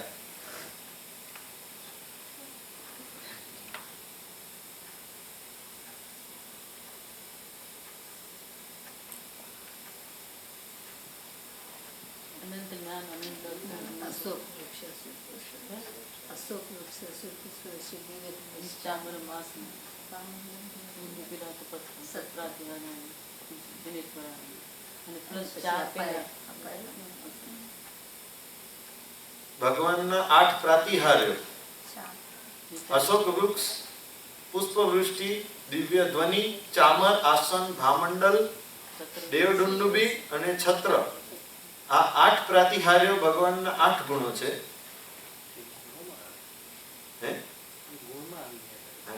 એ તમને મને પ્રશ્ન કરવું છે. એ એક્સટર્નલ વસ્તુઓ એ કોઈ વ્યક્તિનું ગુણ કેવી રીતે કહે? તમારી પાસે સોનાની ખુરશી હોય, તમે ઉપર એના ઉપર બેસીને કામ કરતા હો, એ ખુરશી તમારો ગુણ કહેવાય?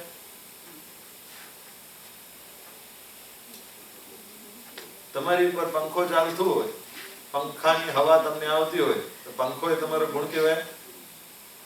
વૈભવ, એ તો વૈભવ છે, વૈભવના સાધનો છે. તીર્થંકરને, હરિહંતને ચામર ઢાળવામાં આવે તો ચામર એ ભગવાનનો ગુણ છે.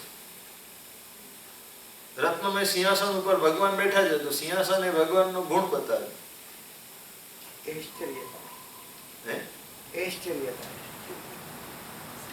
ઐશ્વર્યતા, આશ્ચર્યતા નહીં. પણ મને એ પ્રશ્ન પૂછવું છે કે કોઈ એક્સટર્નલ વસ્તુ એ તમારું ગુણ કેવી રીતે થઈ શકે? તમારા ગુણ તમને કોઈ પૂછવામાં આવે, એ અતિશયોક્તિ ના માટે વાપર્યું, એમના ગુણની અતિશયોક્તિ કહીએ ને. અતિશય એ બરાબર. અતિશય એટલે વાસ્તવમાં તો એક્સટર્નલ વસ્તુઓ થઈ.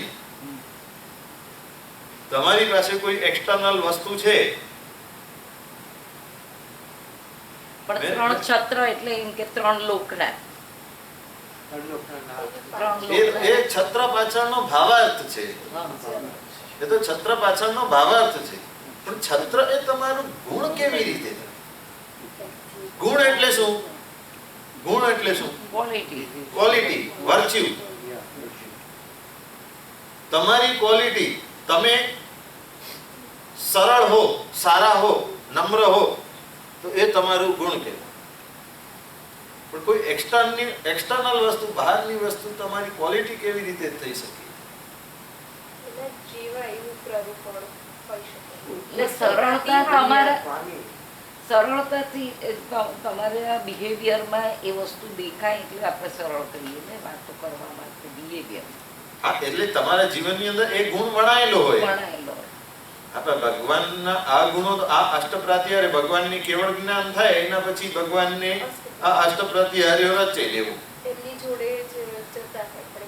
જોડે જતા હોય બધું બરાબર, પણ મેં તમને કહ્યું ને કે તમારી પાસે ખુરશી હોય તો ખુરશી તમારું ગુણ કેવી રીતે? આ ખુરશી તમે બધે ઠેકાણે સાથે લઈ જતા હો, ખુરશી તમારું ગુણ કેવી રીતે થાય? એ તો છે. એ પછી જ્ઞાનાતિશય, વચનાતિશય, પૂજાતિશય અને અપાયાપગમાતિશય, આ પાછળના 4 ગુણ.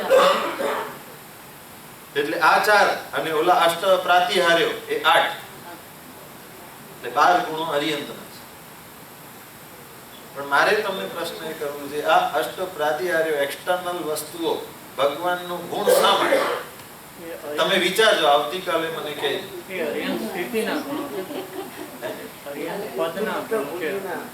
હા, બધું બરાબર, પણ મને મારો પ્રશ્ન તમે નહીં સમજ્યા. મારો પ્રશ્ન જ એ છે કે આ શા માટે,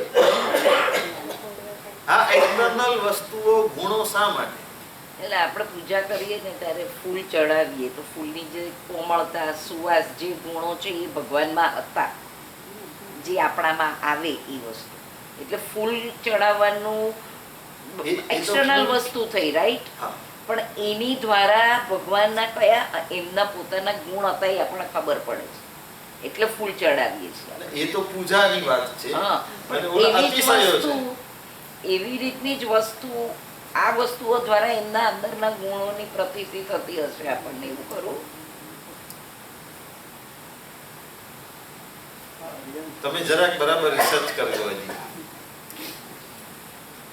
થોડુંક સર્ચ કરજો. સર્ચ અને રિસર્ચ કરશો ને તમને ખ્યાલ આવશે. કાલે એનો જવાબ આપીશ. અરિહંત એને જેને આપણે આટલું મહત્વ આપીએ છીએ, આ અરિહંતના 12 ગુણો છે, બધાને ખબર છે. પણ આ 12 ગુણો કેવા છે? એક્સટર્નલ વસ્તુઓ 8 છે. આ એક્સટર્નલ વસ્તુઓ ભગવાનના ગુણ તરીકે માનવામાં આવી છે. એ શા માટે એ આપણે આવતીકાલે જોશું. તમે જરાક એની ઉપર મંથન કરી આવજો, સ્ટડી કરજો, તો ખ્યાલ આવશે કે શા માટે એ વાતો બતાવી હશે. કારણ કે જીન શાસનની અંદર બધી જ વાતો પાછળનું ઘણું રહસ્ય રહેલું હોય છે. તો ભગવાનનું એટલું રૂપ અને એટલો એમનો હશે કે એ માટે આ બધું જરૂરી હોય. ઝાડ ને છત્ર, સૂર્યનો, એ તો જરૂરી હોય કે ન હોય, એમને તીર્થંકર નામ કર્મ છે એટલે એ તો બધું થવાનું જ છે. ભગવાન જ્યાં ત્યાં અષ્ટ પ્રાતિહાર્યની રચના તો દેવો કરવાના. આ તો દેવોનું પણ કર્તવ્ય જ છે. મારો પ્રશ્ન એ છે કે ગુણ તરીકે સામે એ બધી જ વસ્તુઓ બરાબર, વસ્તુઓ ભગવાનને મળી, અતિશયો થયા, આ પ્રાતિહાર્યો રચાય, બધું બરાબર, પણ ગુણ તરીકે એનું સ્વીકાર શા માટે કરવામાં આવે એ આપણને જોવાનું છે. અરિહંત કેવા છે, અરિહંતના ગુણો કેવા છે, અને એના પછી કહે છે ભગવાન કેવા છે. ભગવંતાણ ઉત્કૃષ્ટ ભાગ્યના સ્વામી. આવા ઉત્કૃષ્ટ અરિહંત પદનું ભોગવટો જે કરી રહ્યા હોય, 3 લોકની અંદર ઉત્કૃષ્ટ ઐશ્વર્ય જેમનું હોય, તીર્થંકર પદ પ્રાપ્ત કર્યા પછી જે સમસરણ વગેરેની રિદ્ધિ સિદ્ધિ હોય, એ ઉત્કૃષ્ટ ભાગ્ય ફક્ત તીર્થંકરોનું, વિતરાગોનું જ હોઈ શકે. અહીંયા મંગલાચરણમાં આટલા ગુણયુક્ત જે હોય એને મારા નમસ્કાર કર્યા. જીન શાસનની અંદર એ વાત મહત્વની છે. ક્યાંય પણ નવકાર મંત્રની અંદર પણ ક્યાં પણ મહાવીર સ્વામીને નમઃ, કે આદિનાથને નમઃ કે પાર્શ્વનાથને નમઃ ફલાણા ફલાણાને નમઃ એવી વાત તો નહીં આવી. એની અંદર ક્વોલિટીઝ બતાવવામાં આવી. આ 12 ગુણો જેની અંદર છે એ અરિહંતોને હું નમસ્કાર કરું છું. ગુણ પ્રધાન ધર્મ છે. ગુરુ તરીકે કોનો સ્વીકાર કરવામાં આવ્યો? જે પંચ મહાવ્રતધારી હોય, નિર્ગ્રંથ હોય, એ મારા ગુરુ છે. આવી રીતે બધે ઠેકાણે પદ અને ગુણના આધારે દેવ, ગુરુ અને ધર્મ તત્વની ઓળખાણ કરાવવામાં આવી. આગળ એ જ વાત આવશે કે આ પંચસૂત્રની અંદર શું છે. વાસ્તવમાં આનો વિષય હવે આવતીકાલથી શરૂ થશે. આ તો મંગલાચરણ કર્યું. હવે એની અંદર આગળ કહેશે આ મેં જેમને નમસ્કાર કર્યું એવા અરિહંત ભગવાન શું બતાવે છે, અરિહંત ભગવાન શું કહે છે, એ આવતીકાલે આપણે જોઈશું. સર્વ મંગલ મંગલમ સર્વ કલ્યાણકારી પ્રધાનમ સર્વ ધર્મ જય